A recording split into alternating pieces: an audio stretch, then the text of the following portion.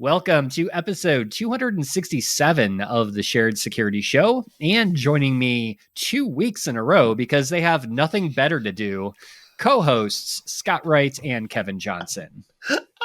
Nothing better to do awesome. At this particular Nothing time. better to do. Is this where I acknowledge that, Scott said he's not available to record next week?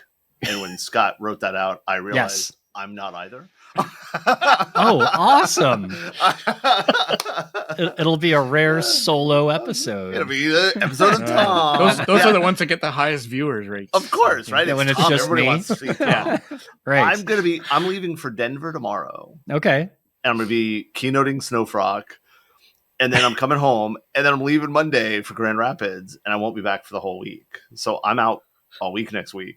So, yeah, I'm sorry. All right. We will plan appropriately. Yeah, so 2 weeks in a row because we had nothing better to do. But next week, Scott and I have lots of things to do. Lots of things better to do. Sit around talking about this stuff. That's right. That's right. Yeah. Well, to start off this week, I have some breaking news.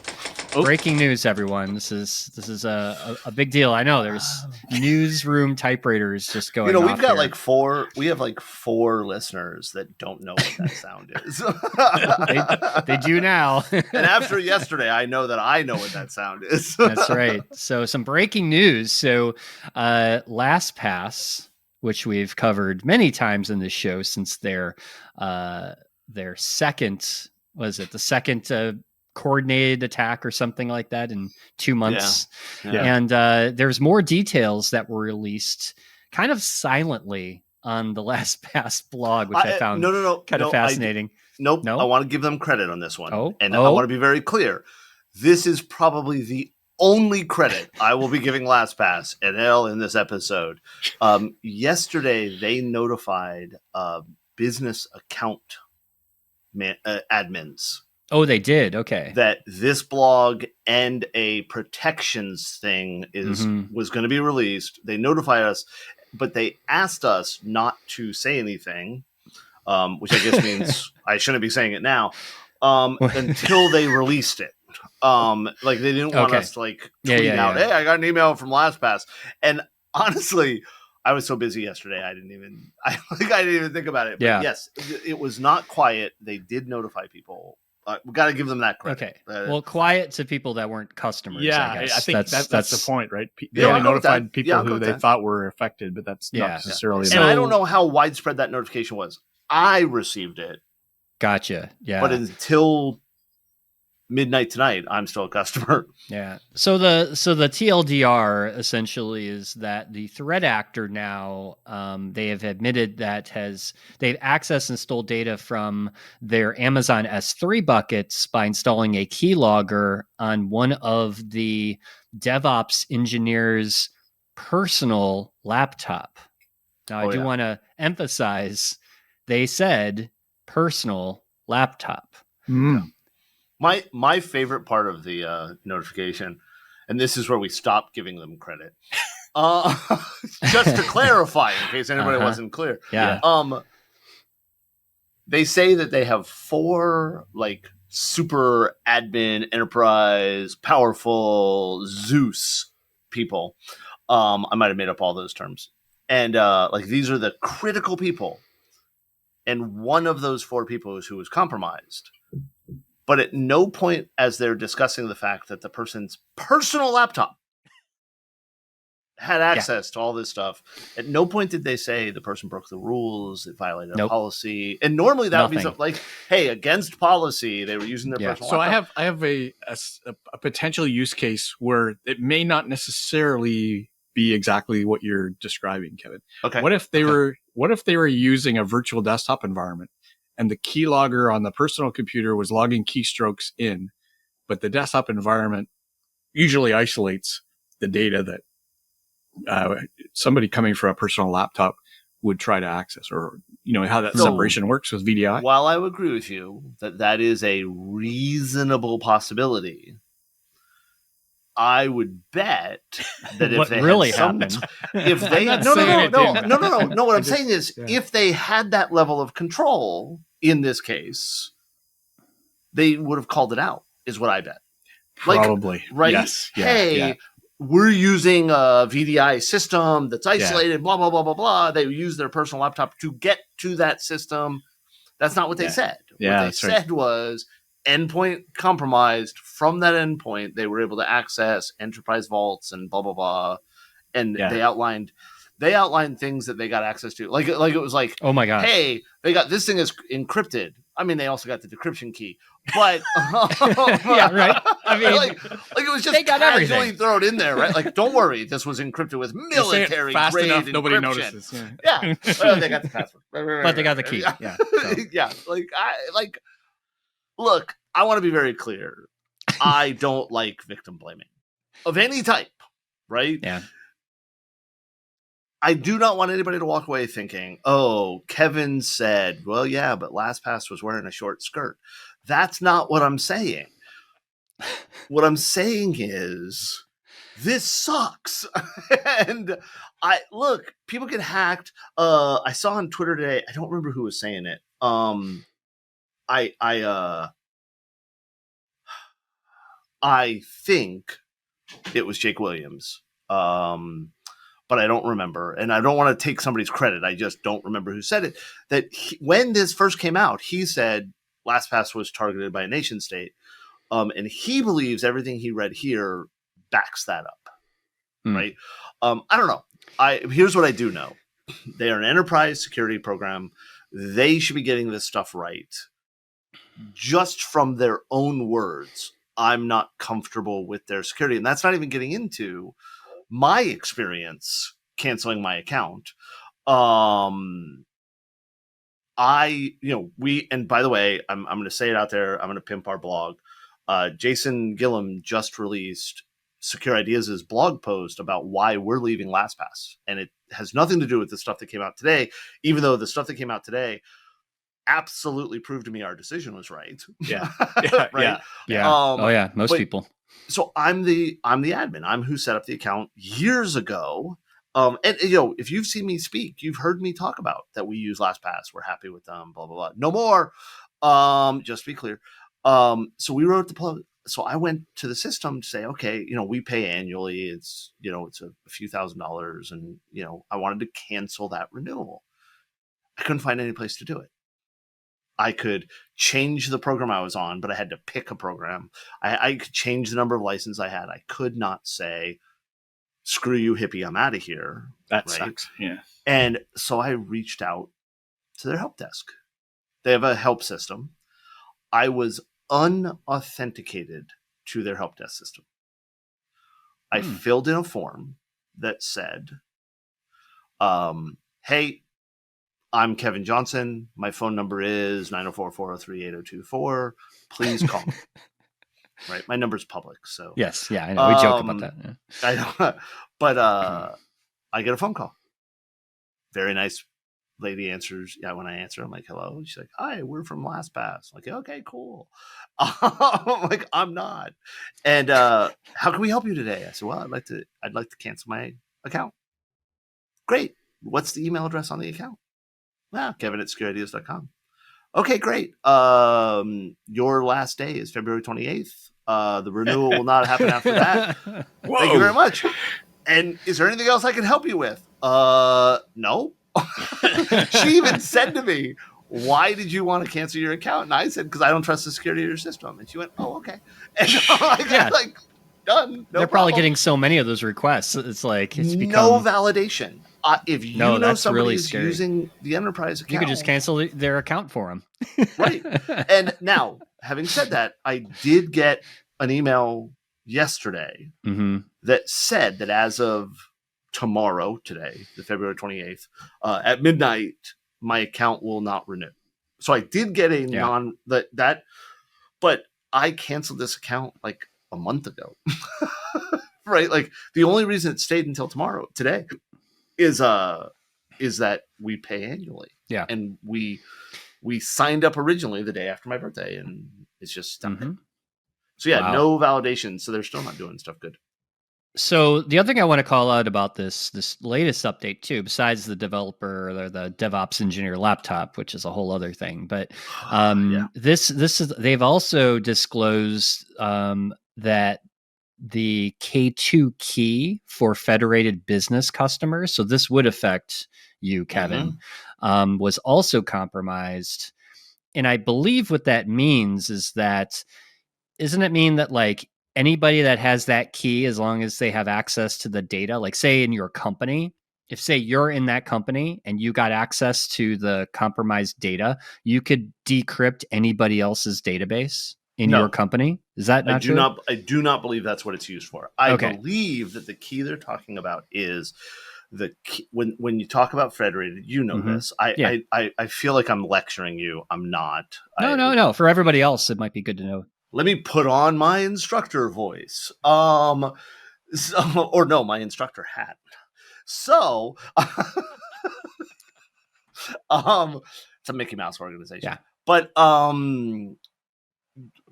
when you sign up for federated authentication, single sign-on, that kind of stuff, depending on the type of authentication, there is a key between those two. Yes. To handle the authentication and authorization. It doesn't actually decrypt any of the vaults or data or anything else like that. Now, I want to be clear. We did not actually use their federated. Oh, you didn't? System. Okay. All right. So I'm basing that on testing and looking at and installing other systems that use federated stuff, not LastPass. Okay. We were simply a Teams member to Oh, I see. Okay. Yeah. So it's like individual teams, and then we're only 27 people. So we don't even qualify for their enterprise version. Okay. Gotcha. Okay. But yeah, I think it's just interesting. There's more information that came out about what was exposed. Let's be clear. If that key is what I think it is, and it's the key that enables the federation of authentication. Yes. That just made it really easy to set up phishing sites. That too, yeah. Right? So even if it doesn't give access to encrypted data, it does give you the ability to deal with that, I believe. But again, I'm basing that on other systems, not LastPass. Yep. So yeah, it's crazy. But yeah, just like we've told people, like, get off LastPass. This is the ship is sinking, guys. It's already sunk. We have just in case people worry or were worried we're repeating the story. We're not repeating it. It's new stuff. Yeah, this is new. They gave us an update. Here's the best part. They gave us an update, and I know that somebody at LastPass was reading and going, okay, guys, here's what we do. We write an update, we publish it, and people will feel better about us because of how we're working on this. And I look at that update and go, oh my gosh, you're a worse dumpster fire than I thought you were. And you just lit the dumpster fire on fire. I don't know how you did that, but awesome. I just don't know how they recover from this, honestly. I'll be honest, I don't care. Well, I feel bad for anybody that works there. I don't care. This is one of those cases we've talked about reputational harm being crap. And no, in this case, reputational harm absolutely should happen. I do not believe that people deserve to be hacked. That's not true. There are a couple people I believe that deserve to be hacked. One or two people. I have a list. There are also people I believe that should be shot, but that's a different conversation. So sadly, my parents are still alive. So in my opinion, it's not that they deserve to be hacked. And I'm thrilled. I want to be very clear. I am thrilled that they're actually providing data slowly, trickling it out there, whatever. But I'm glad they're doing that. There's just so many things about this that they did that were wrong. And even then, I'd be okay with it if there was some type of acknowledgement it was wrong, right? Like, hey, guys, they haven't apologized. We met. I don't even need an apology. All I need is somebody to say, you know what, man, we did some stupid stuff, and we're working on it, right? Like that's all it would take for me. I'd be like, oh, okay, I'd still move. I'd still go use Bitwarden like we did, right? But something to say, look, in my life, and I am not claiming that I'm good at this. I suck. I'm a horrible person. You know how they always say that you're the villain in somebody's story? Oh. I can give you a list. And so I know that I'm not the smartest person in the room. I know that I don't know all this stuff. I know that I'm not perfect. I know that I've done these mistakes. The easiest way to stop and move forward is to just say, you know, the way I did it before was wrong. I made a mistake. I've done it. I've had conversations with people. It's like, yeah, I said that thing that was bad or wrong or whatever. I realized I was wrong. Here's now how I'm doing it. LastPass hasn't done that. There's not been a single thing of we built something badly, even with lots of people pointing out for years, you did this wrong, you're doing this wrong, you're doing this wrong. Their reaction to people has always been bad. And they're just doing worse. Sorry, I ranted. No, good rant. Good rant.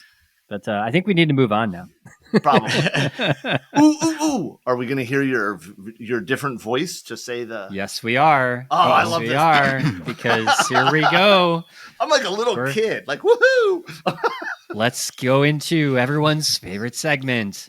Aware much? Aware much?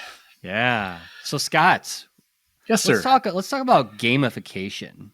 Because I think it's about gamification. I think it's a confusing term for people. Wait, was this back when Scott was the sidekick that we brought this up? Yes, it was. And I will say, I tried to get Tom to acknowledge that I was the sidekick this week, like we talked about last week. But yeah. Only because this is a story from last week. I don't get a sidekick. Yeah, sorry, man. Sorry. Sorry, but man. I am glad we have a chance to talk about gamification and security awareness, because gamification actually means different things to different people. Some people have never actually heard of it. I'm sure you guys have, because I talk about it so often. But there's a common interpretation that gamification is using game-like processes to do useful things or have business value. But some people actually believe it just means playing games to learn about security, and that's not really the case. So I've kind of come up with a way of thinking about it that has two different modes. One I call business process gamification, and the other is training gamification. But for business process gamification, it can be really effective to influence behavior in the real world when you use psychological drivers, and we call those game mechanics. And it could be anything from, trying to reduce the number of real incidents by having some published score, or even just having the number of people who reported a phishing message that was done in a phishing test, right? The higher your score as an organization, you're getting better results. You can all debate whether that was actually a good metric to use for gamification. But generally, you're always talking about points or badges or leaderboards or things like that. And that's where people kind of start to get a little bit gray in what we actually mean. But what's really interesting about awareness training is that we actually need gamification for this to really work. Based on my 10 or 15 years of teaching security awareness, I've realized that people are always looking for a reason to disengage with security awareness training, just like you're disengaging now from my speaking. No, I'm just kidding. What did you say? What? I didn't hear anything. The awareness training thing is like, it's too vague. It's too technical. I don't have time. This isn't why I was hired. You guys have heard all these things, right? Yeah. So it means that we have to really deeply embed the psychological drivers into the user experience from top to bottom. And what I mean by that is we've got to keep people engaged and focused and learning as they go through the training, which doesn't usually happen in a traditional learning management system. So when we look at it, there's a bunch of different special objectives that I like to look for. One is engagement. So everybody understands when you play games, it's engaging, right? You see visually dynamic things happening and it catches your attention. But that only works for a few seconds or a minute at most, right? If people see something fun, yeah, this is great, but how long does it hold their attention? So you really need to have feedback and you have to have interactivity to do that. So you have to have a high degree of interactivity and game mechanics that let you click on things and then get some immediate feedback on that. Maybe some animations or unexpected things happening. Sort of just keeps people focused on what they're doing. And then you need a way of allowing them to see improvement in what they're doing. So then we use scores, right? We give people points, and when people actually do better, they have a higher score, and they all go back in and try and improve. And then lastly, you need some social pressure or leaderboards. You often see leaderboards on any kind of gamified environment. But what we really want to do is have people look at their rank in the organization and say, hey, you know what? I think I'm in the top half, but oh, gee, I'm not.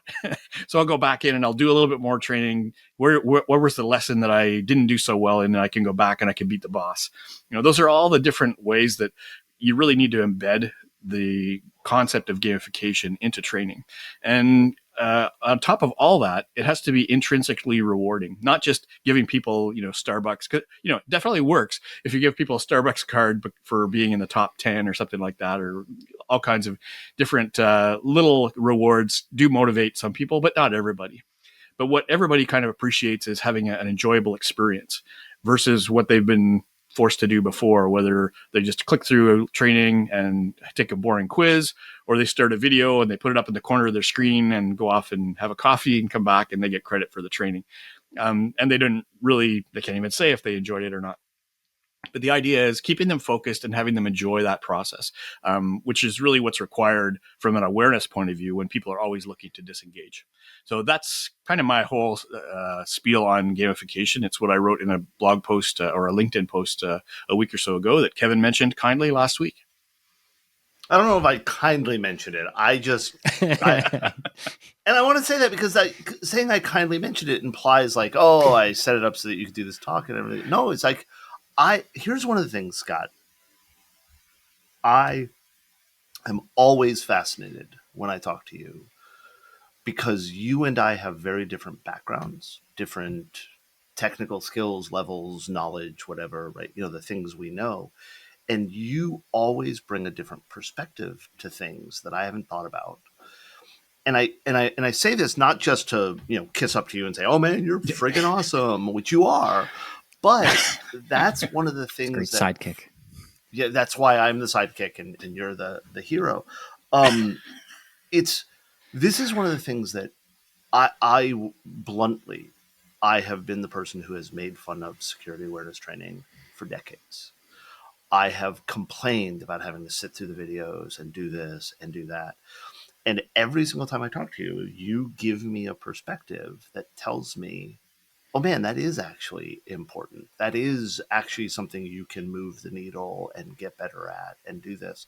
And that's why when I read the post on Facebook, LinkedIn, wherever the heck it was, LinkedIn is Facebook in suits. And yes. but, basically, yeah, you don't get Farmville, you get to interview for a job. It's just the way it works. Yeah. But when I read it, I thought, man, I've always heard the term gamification. I've used the term gamification. I had never sat down and put that much thought into it. Oh, and it was like, man, that's really interesting. So yeah, no, I appreciate you sharing because that was awesome. And I'm glad it was somewhat understandable. So that's great. I was more than at least I understood. Well, maybe I did. Maybe I'm an idiot and I just totally misunderstood it. I did think the bag boy asked me if I liked Kung Pao chicken. So, amazing. Tangent. So yeah, as usual, this segment is brought to you by ClickArmor, and you just learned a little bit about gamification and what we do there. So come and visit us at clickarmor.ca. Love to chat with you about your security awareness requirements. So, last story of the week. Woohoo! Here we go. It's Signal warns it'll quit UK if a law passes that weakens end-to-end encryption. So let's be clear: the UK should quit the UK if this law passes. Okay. Any politician that ever says to you, to save the children, we're going to put backdoors in encryption. And that's what I was getting to, right? Yep. Sorry, I jumped.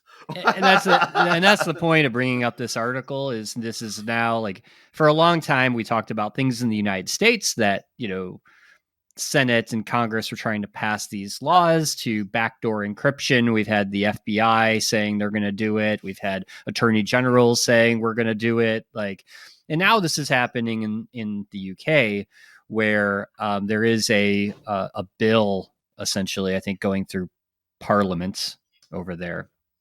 That wants to basically order platforms to use a certain technology to identify and take down child sexual exploitation and abuse material. So it's the same type of thing that we see in the United States, but Signal's actually taking a stand and saying we're going to drop our app from being downloaded in the UK if this law passes. Yeah, I want to be very clear, very blunt, very right up front. CSAM materials are evil. Yes. Yep, we all agree with that. If you Cybersecurity Awareness Month? Is that what you're talking about, Kev? Yeah, that's exactly what I meant. Yeah, if Child you, sexual exploitation or child And sexual abuse abuse material, yeah. if you are messing with kids, you are scum.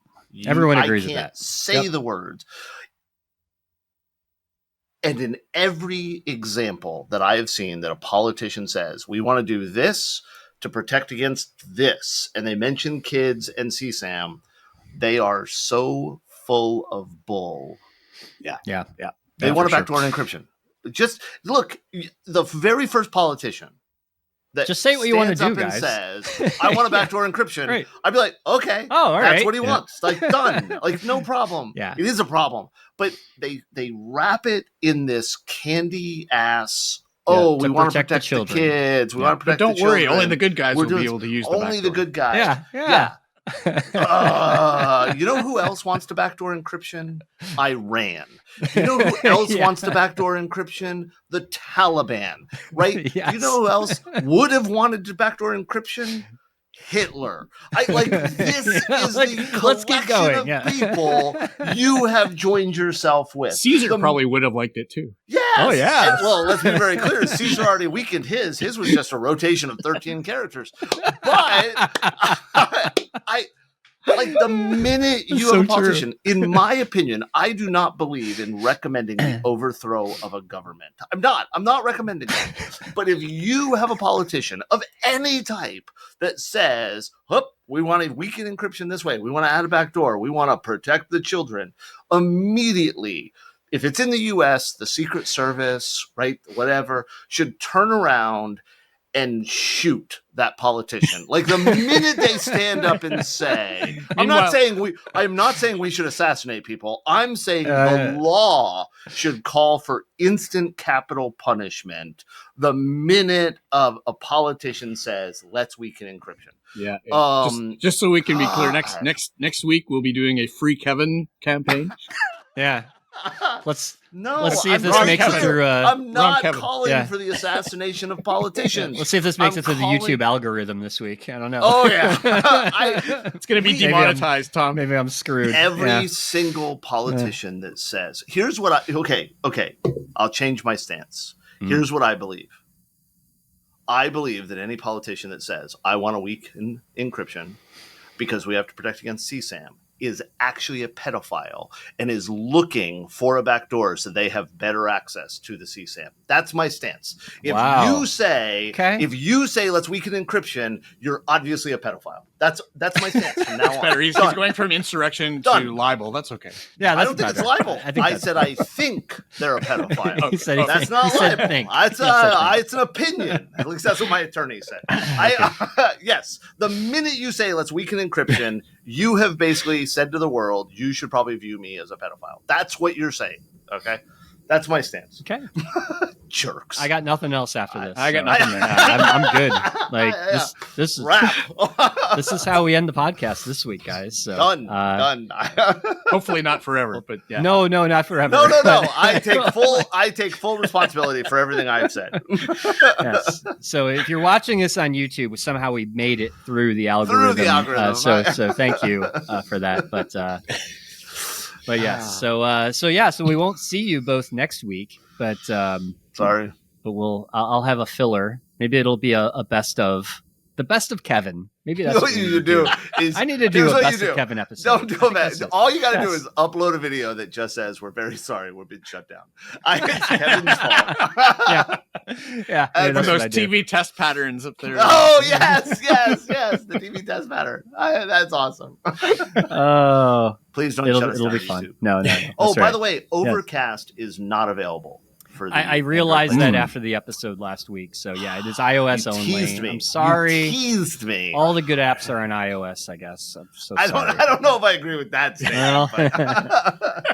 The apps I use, apparently. Yeah, which that makes them better. I think if you are an app manufacturer, developer, whatever, get Tom a copy. He deserves Please. everything good. Everybody should be Yes. supporting Tom. I fully agree. Thank you, Kevin. Wow. Somebody had to say it. Awesome. Yeah, no problem, man. I got you covered. All right. Well, for all of you except for Kevin and Scott, we'll talk to you again next week. Thanks for watching. If you enjoyed this episode and you'd like to help support the podcast, hit that like and subscribe button. To catch all the latest from the show, visit our website, sharedsecurity.net. Follow us on Twitter at sharedsec, and join our Reddit community on the Shared Security Show subreddit.